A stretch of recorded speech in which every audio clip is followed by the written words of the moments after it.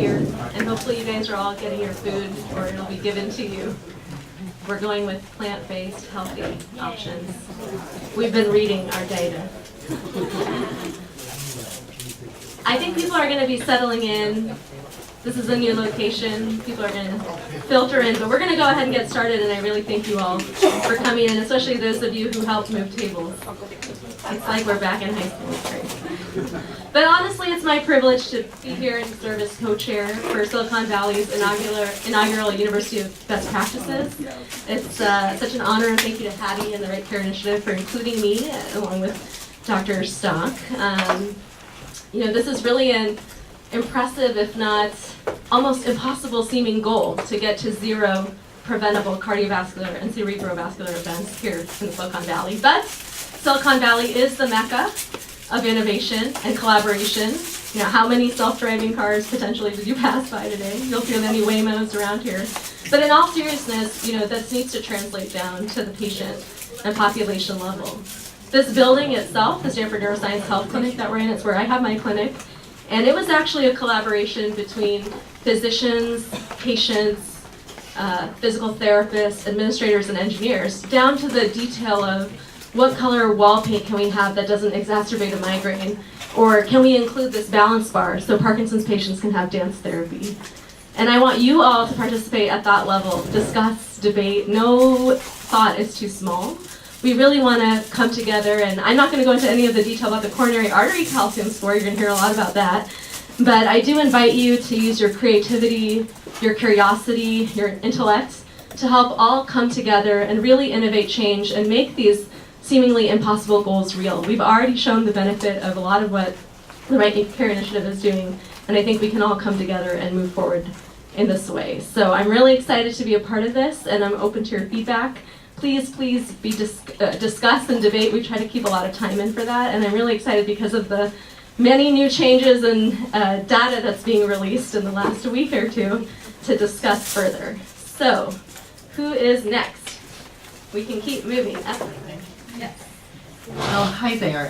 Thank you, Nirali. And I welcome you all again to our Silicon Valley University of Best Practices. As Nirali said, it is our very much privilege to be here, and I want to thank everybody for coming here on a rainy day. I'm a preventive cardiologist, and I am concerned, I have to say, but I'm also very hopeful. I'm very hopeful that we're all here and that we will prevail and we will make this something, a collaboration that can move forward. I have a quote here that was taken from Galileo Galilei's dialogue concerning the two chief world systems. I feel like we're living in two world systems. And all truths are easy to understand once they're discovered. The point is to discover them. I find this very timely. Galileo Galilei was probably one of the most well-known scientists. And don't worry, we're not going to be here until we discover all the truths. But I think that for coronary disease, it is always a thought that it's sneaking up on us, right? It's always new patients. We're always shocked by when a new patient comes in with no risk factors. And here are some fast facts. Heart disease remains the leading cause of death in the United States. It's 1 in 4 deaths. And I'm sure you've all heard this before, but it's just very shocking and worrying. Each year, around 790,000 Americans suffer a heart attack. This equates to 1 heart attack every 40 seconds. So in just the time that it took us to get rounded up here, a couple of people already had a heart attack. And not only is the human suffering, it's also how many resources in the United States, 200 billion each year are spent on this, and we still can't get it to come down. If anything, I keep getting these referrals. I'm a preventive cardiologist. I am referring this 65-year-old man with severe three-vessel disease and no apparent risk factors for your evaluation and treatment options. So I think what we think of as risk factors are, very well established. I'm not going to say them to this audience. I'm not going to tell you anything that you don't already know for sure. But when we think about risk factors and normal, we need to reevaluate these. There's option, there's a need to establish new targets, and we're coming to that. But I encourage everybody to make an effort, open your mind. We don't know everything, but also we don't need to know the whole truth before we take action. And I think coronary calciums are a great way to bring all of this risk into a light that sort of is the final step of all of these risks. So I encourage you to think broadly and to please help us get to zero.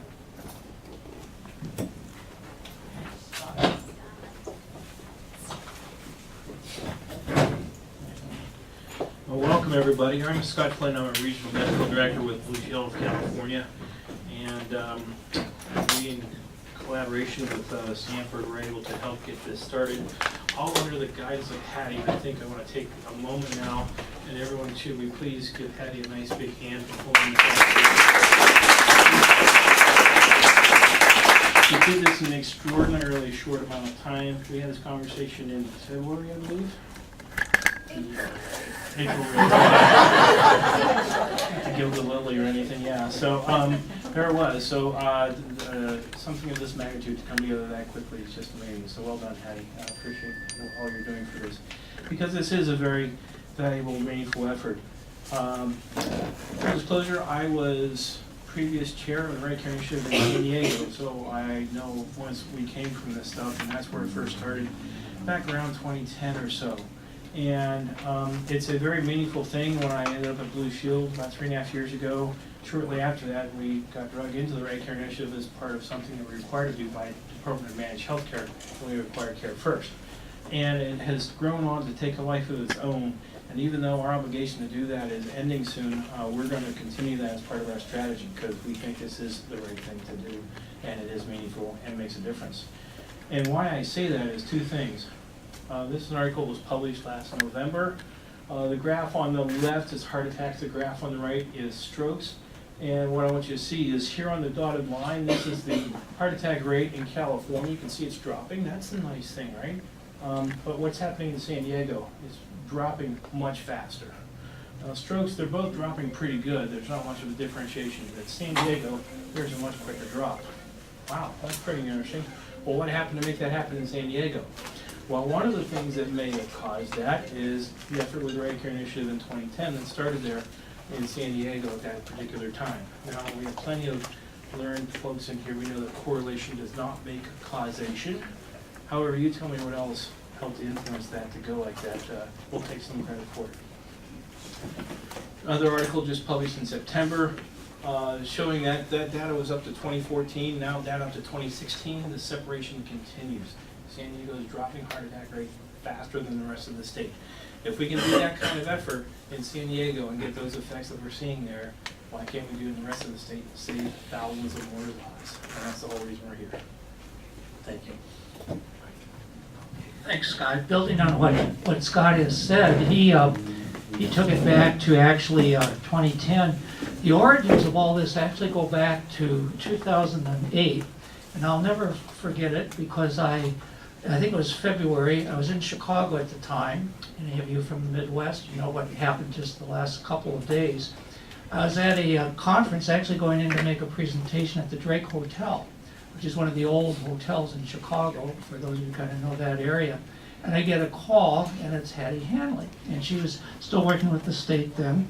And she said, Steve, we have this idea how we can really, I've been looking at some of the data, and this is just horrible what's going on, and what I really need is the schools of public health in the state. We need to launch something, we need to do something about this. Would you be interested? And I guess it was a weak moment where I was hurrying into what I had to do. And I said, yes, Hattie, let's talk further. Long story, it is a long story short. Our school, I was dean of our school at Berkeley at the time. Our colleague school at UCLA was supportive of this. Bob Kaplan was there then, among others there. And we got a whole bunch of others, many of you around the table here, to put weight behind this. And starting in San Diego, with the leadership of Scott and a lot of the folks there. So I think this launch in Santa Clara County is really important. These things do not happen by chance. We need to take advantage of this opportunity. And one of the things we think we know, my own work is I study organizations, most of it in the healthcare sector, is the power of strong ties to get things done on the ground. And that's what's been building throughout the state in a lot of the work of you around this table, but now here in Santa Clara County. And how to change behavior on the part of individual providers, their support staff, patients, etc., and that whole ecosystem that supports the kinds of changes in behavior that are going to be needed by what Evelyn and others have talked about. We need to build those strong ties. So it's strong here in this room. But think about who is not in this room today. Who is not in this room today? And what are you going to do to work in your networks that you have to influence to show the kinds of graphs Scott just showed, at least over time, that we can do, so that Evelyn doesn't have to show these embarrassing slides anymore about what's happening in the United States. So it's a huge challenge, but it's really great to see everyone here. I was actually hoping, I knew this was going to be November 27th, and I was really hoping to come down here, really looking forward to gloating over Cal's big win in the big game, right? But, you know, we had the smoky air, so I knew I had to come down here and see Doug Owens across all these Stanford folks, you know, etc. So it is big game week, but we can put that aside, I think, for now. But I'll do a very mild, go Bears, go Cardinal. So, there we go. It's the same. Okay. Hattie, are you next? I think we're going to go with Bob next. And then I will introduce Victoria. Well, thank you. I'm Bob Kaplan. I'm new enough to Stanford that I got lost on my way over here. I thought that the neuroscience building was where Neurali has her office, and I went there. Sorry. And quite the right place. And then my GPS took me in the middle of the shopping center. So anyway. Yeah, GPS is Thanks, yeah. My wife says that I'm directionally challenged, and that's true. I've actually missed the beginnings of a couple RightCare initiatives driving around market lines. Anyway, great to be here. You know, Steve mentioned the original collaboration between the State Department of Managed Healthcare, UCLA, and UC Berkeley, and I can't remember how this happened, but somewhere along the line, I got this call from Hattie and saying, you know, it's time for you to get involved in this. And we had a lot of fun in the early days with various small amounts of support. And then we got a grant from the National Heart, Lung, and Blood Institute. It must have been about 2011 or 2010. It was 2009. It was a GO grant 2009. that you actually submitted for us. With others. Quietly, And, without telling us he was going to be putting in a request to the National Institutes of Health and launching our first regional collaboration. So we got involved with this grant from the National Heart, Lung, and Blood Institute, and I said, you know, I used to work in San Diego, and we should go down there because we know some people, and perhaps we have some entree with them. And then the best thing happened. I went off to work for the federal government, and I had the conflict of interest with this, and I had to disappear. And then I came back 6 years later with all this work pretty much done. So I appreciate the opportunity to come back and get re-involved. Anyway, I just want to say it's a pleasure for me to be involved with this today because that I've had this long-term interest in evidence-based interventions and guidelines, and that a lot of the discussion that's going to emerge today represents different perspectives on evidence and how evidence is used. And I talked to my friend Doug Owens into coming. Doug chairs the U.S. Preventive Services Task Force, which I was partially involved in overseeing when I worked for the Agency for Healthcare Research and Quality. And I just have to say that this is a heroic task. Doug was a member of the task force. He graduated. He got done. And then When is the witness protection program? they talked him into coming back. And that not only did he not come back as a co-chair. And so for those of you that are familiar with the task force, it's remarkably strenuous activity. I can't tell you how much material the task force has to read, debate, discuss, and make difficult decisions about. So, thank you, Doug, for coming in for the rest of it.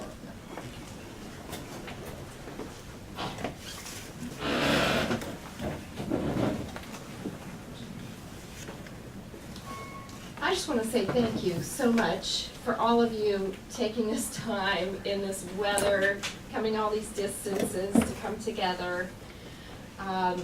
What we do is very different than what's out on all those webinars that you get invited to join. What we do is we create connections among people, and we become a force to be reckoned with by each bringing what we have. And it's all, each of us has something so unique, and it takes time for us to knit that together into a greater thing. Many of you have known me for a decade now, and we often communicate at very bizarre hours of the night, in the morning, the weekends, run into each other in different parts of the world. And we continue to build our connectedness around our passion for protecting patients and for more quickly spreading the science that we know can save lives. And it's very, very difficult for our clinical community to keep up with the rapid changes that are occurring. Many of you are at the leading edge of that knowledge, and you continually scratch your heads as to why is it that your primary care partners don't have the information. And part of it is because of the dissonance that we're in this room about today on this particular topic. When things aren't simple, when they're not clear, it's very difficult to create the translational materials that are necessary to broadly spread the knowledge. So we're at a wonderful turning point, and we will hear more about the science as the evening progresses. But I want to say that I really came to this work, and here's the head of preventive cardiology for Stanford coming in now, Dr. David Marin. Many people have struggled with the weather and the new building and flight delays, etc. So it's really a wonderful effort, and I kind of like David to settle in with us, but he already knows this. My parents were both translators. My mother was fluent in 7 languages, and my father in 5. Both of them had cardiovascular disease. My mother, having a very stressful day with flight delays and weather. David, we have you right up here. Welcome, Dr. David Marin, head of preventive cardiology for Stanford. Your colleague, Matt Rudolph, is on his way. He's a little lost, I think. So, in days like today, when there's a greater struggle and people are lost and they've shorted themselves on sleep to get somewhere, their risks, as we know, are elevated. And 2 months after my mother was diagnosed with hypertension, she died suddenly of a stroke when I was 15. So fast forward a few years, and the director of the Department of Managed Healthcare asks me to look at what is the publicly available data to improve quality in the state of California.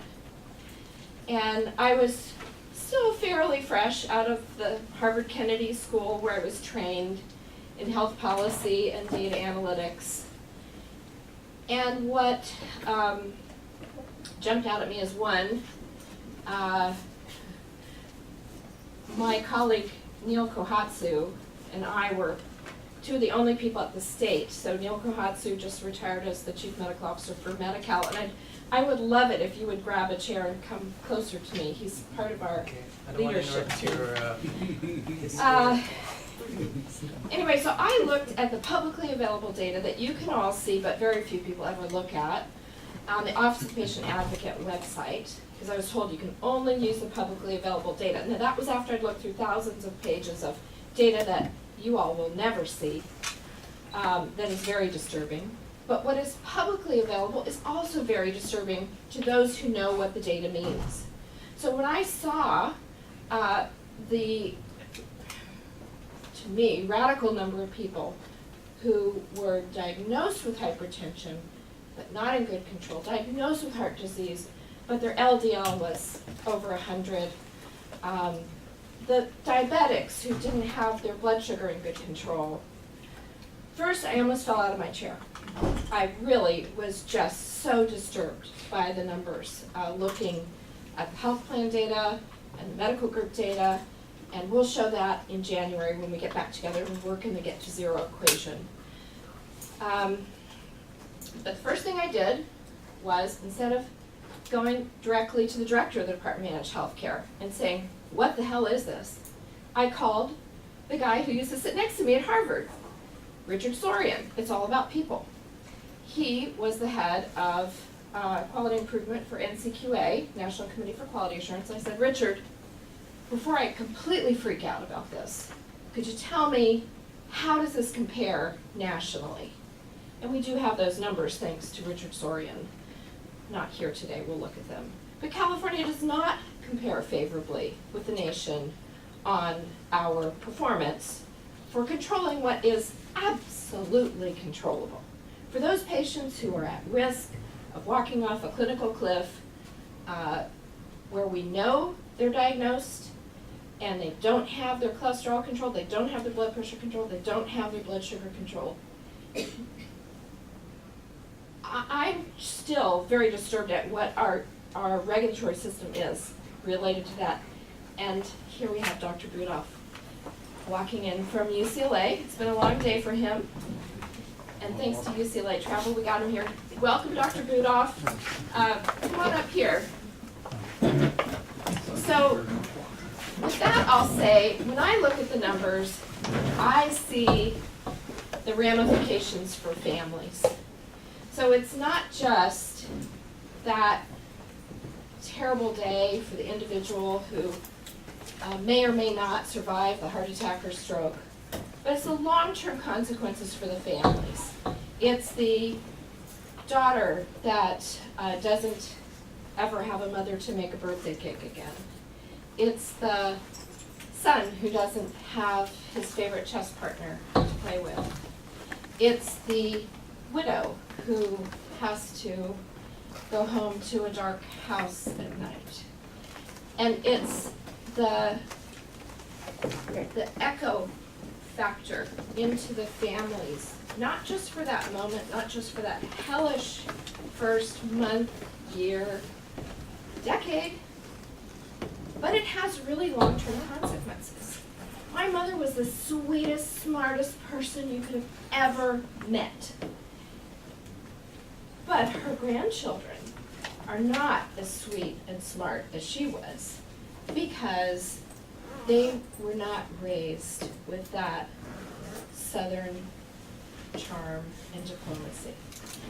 So with that, I'd like to introduce Victoria Dupuy, whose young, handsome, athletic husband is not with us here today, and we would really love to have had the opportunity to meet him. But Victoria Dupuy has started a foundation, No More Broken Hearts, and she is taking on that duty to warn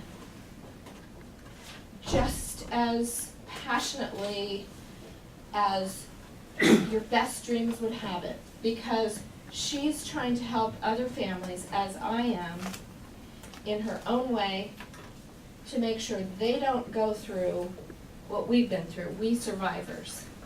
So I bring my abilities with data and translation across communities, And Victoria brings her ability to get out there and fire people up about this cause. So Victoria, thank you for being with us today and bringing your wonderful guests. Thank you, Hattie. Wow. Yeah, Hattie, thank you so much for having me here, and every time that you've invited me to come and speak at the Right Care. And you know, I feel so incredibly honored because I'm not really in the medical community. I'm here as a patient advocacy, but the people that I've connected with through the Right Care, Matt Budoff, David Marin, Jim Adams, Joe, you know, all of you that have supported me, and you allow me to ask you questions, and you make me feel like I actually know what I'm talking about. And I just feel so honored. I mean, it's really, truly an honor, because this journey was not the journey that I thought I was going to be on. So I'm going to share a little bit of my story with you. Some of you have heard it, some of you haven't. And then I'm going to introduce a guest to you that's going to share his story. But my story actually started 5 years ago in September, so it's been 5 years. This was my beloved husband, Dean. This was our last date night. I never know how to use these things. This was Dean, 3 months and 8 hours before he died of a heart attack at the age of 46.